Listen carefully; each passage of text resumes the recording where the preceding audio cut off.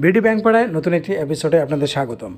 আজ আমরা জনতা ব্যাংকের ফিক্সড ডিপোজিট বা এফডিআর সম্পর্কে বিস্তারিত আলোচনা করব। আপনি যদি আমার চ্যানেলে নতুন হয়ে থাকেন তাহলে অবশ্যই চ্যানেলটি সাবস্ক্রাইব করে বেল আইকনটি বাজিয়ে রাখুন।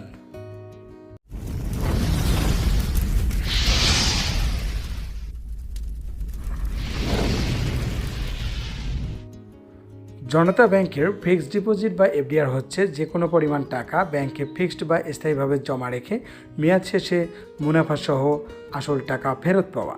জনতা ব্যাংক এফডিআরে দিচ্ছে সর্বোচ্চ মুনাফা।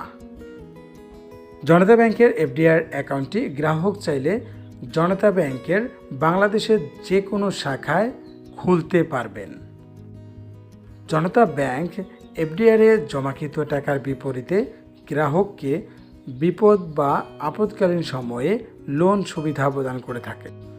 জনতা ব্যাংক মেয়াদপূর্তির পূর্বেও টাকা উত্তোলনের সুবিধা প্রদান করে থাকে এফডিআরে।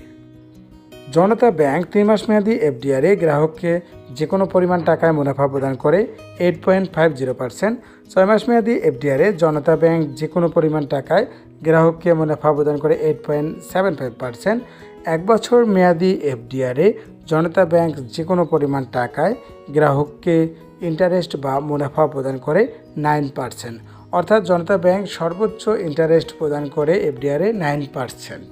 মেয়াদপূর্তির পূর্বে এফডিআরে জমাকৃত টাকা উত্তোলন করলে সেক্ষেত্রে মুনাফার হারের হেরফের হবে।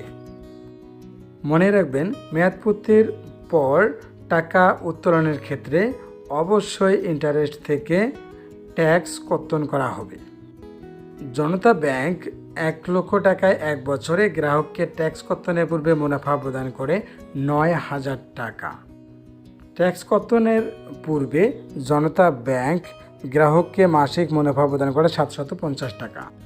গ্রাহকের টিন সার্টিফিকেট থাকলে 10% ট্যাক্স কর্তনের পর গ্রাহক নিট মুনাফা পাবে 675 টাকা। গ্রাহকের টিন সার্টিফিকেট না থাকলে 15% ট্যাক্স কর্তনের পর গ্রাহক নিট মুনাফা পাবে 637 টাকা। জনতা ব্যাংকের ফিক্সড ডিপোজিট বা এফডিআর অ্যাকাউন্টটি খুলতে গ্রাহকের কী কী ডকুমেন্ট লাগে আসুন জেনে নেই। অ্যাকাউন্ট হোল্ডারের এনআইডি বা পাসপোর্ট বা জন্ম নিবন্ধন বা ড্রাইভিং লাইসেন্স এর ফটোকপি, গ্রাহকের সাম্প্রতিক তোলা পাসপোর্ট সাইজের 2 কপি ছবি। অ্যাকাউন্ট হোল্ডারের ছবি অবশ্যই ইন্ট্রোডিউসার বা পরিচায়ক দ্বারা সত্যায়িত হতে হবে। নমিনির এনআইডি বা পাসপোর্ট বা জন্ম নিবন্ধন বা ড্রাইভিং লাইসেন্স এর ফটোকপি। নমিনির 1 কপি সদ্য তোলা পাসপোর্ট সাইজের ছবি অবশ্যই তা অ্যাকাউন্ট হোল্ডার দ্বারা সত্যায়িত হতে হবে।